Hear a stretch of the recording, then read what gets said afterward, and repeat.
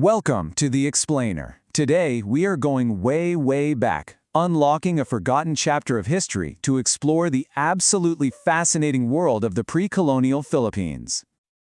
Okay, so let's just get this out of the way. There's this common image, right, that the early Philippines was just this simple, undeveloped land with scattered tribes. Well, as we're about to see, that picture isn't just incomplete. It's pretty much wrong. Get ready, because we are about to uncover a whole civilization. We're talking organized government, its own laws, really unique customs, and global connections that were buzzing with activity long before any European ships even showed up on the horizon. So, where do we even begin a story like this? Well, let's start at the very beginning. We're going to look at the stories and the science that try to tell us who the first inhabitants of these islands were and, how they got here in the first place. Every culture has its origin story. Now, a lot of us know the story of Adam and Eve, but a popular pre-colonial Filipino myth tells a different tale, one about Malakas, who is the strong one, and Maganda, the beautiful one, and they emerged together from a single stalk of bamboo. It's such a powerful symbol of an indigenous, co-equal beginning, isn't it? Okay, so switching from myth to the more scientific side of things, historian H. Otley Beyer came up with this theory of migration in waves. You can see how he maps it out here. He saw this progression, starting with an early dawn man, then the Negritos, then the seafaring Indonesians who were incredible with tools, and finally the Malays, who brought with them more sophisticated settlements and technology. So you have all these people. How are their societies actually organized? Well, it was far from some kind of free-for-all. Nope, they had a really clear and well-defined social ladder that pretty much governed everything in their daily lives. So this social ladder was usually broken down to three main levels. Right at the tippy top, you had the Maharlika. These were the nobles, the rulers. In the middle, you've got the Timawa, who were the freemen, the common folk. And down at the bottom was the Alipin class, which is often translated as servants or dependents. But, and this is super important to understand, that Alipin class wasn't just one thing. There was a huge difference between the Aliping Namamahay, who actually owned their own property and were more like tenants paying off a debt, and the Aliping Sagiguilid, who were owned by a master, lived in their master's house, and could even be sold. Two totally different situations. And here's something that is just, it's pretty remarkable. The position of women in this society.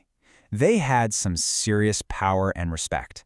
We're talking about the right to own property, to run businesses, and even to become the chieftain of a community. And get this, men would often walk behind them as a sign of respect. That just totally flips a lot of our modern assumptions about the past on their head.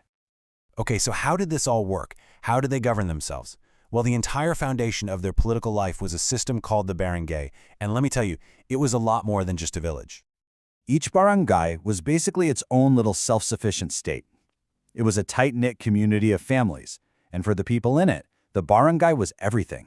It was their identity, their government, their whole world. And who was in charge of the barangay? The datu. Now, depending on how powerful that community was, the ruler might also get some fancier titles, like Hari, Lakan, or even Raja. And the Datu, wow, this person was the absolute center of everything. They weren't just some figurehead, no way. The Datu was the entire government all rolled into one person. They were the chief executive, the one who made the laws, the judge, and the top general in times of war. Talk about wearing a lot of hats. Their legal system was super direct and all based on custom. A town crier, called the Umalahokan, would just go and announce the new laws to everybody. And when it came to finding out if someone was guilty, they often used trial by ordeal. This was intense stuff. Like, you might have to pull a stone out of boiling water. If you came out unharmed, it was seen as a sign from the gods that you were innocent. So, with all these independent barangays, how do they team up? Well, to make an alliance, leaders would perform the sanduguan. Now, this was no simple handshake, okay? It was a sacred, totally binding ritual that literally made two leaders blood brothers. It was the ultimate way to unite their communities as one. Now, I really want you to get this picture out of your head of these islands being isolated. They were anything but. They were a total crossroads of culture and business, a buzzing hub that was connected to the biggest civilizations in Asia through all these trade routes. For centuries, Chinese traders and scholars actually called parts of the Philippines Ma'ai, and their old records talk about this land of honest traders and just incredible natural wealth. It's proof of a long, long history of trade and friendship. And the influence from India?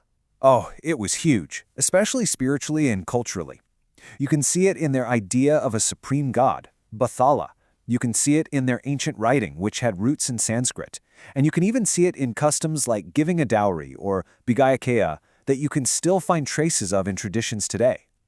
And from China, the influence was just as massive, especially when it came to the economy and just everyday life. They brought things like advanced metalworking, gorgeous porcelain, and cultural staples like firecrackers. Oh, and they also introduced us to some of the best food ever, like lumpia and pancit, which are now total cornerstones of Filipino cuisine. So here's the tricky part. As we try to piece together this pre-colonial past, you got to know that our understanding comes from a mix of everything. Archaeology, stories passed down through generations, legends, and yes, sometimes even really elaborate hoaxes that people actually thought were true for a long time. This is why we have to think like history detectives. Take the legend of Maragatas. It's an amazing folk story, but it's not a literal history textbook. The Code of Kalantiao, on the other hand, that was taught as fact in schools for decades before historians finally proved it was a complete and total fabrication, made up in the 20th century. Crazy, right? All right, we have covered so much ground. So let's lock in all that knowledge with a quick little review.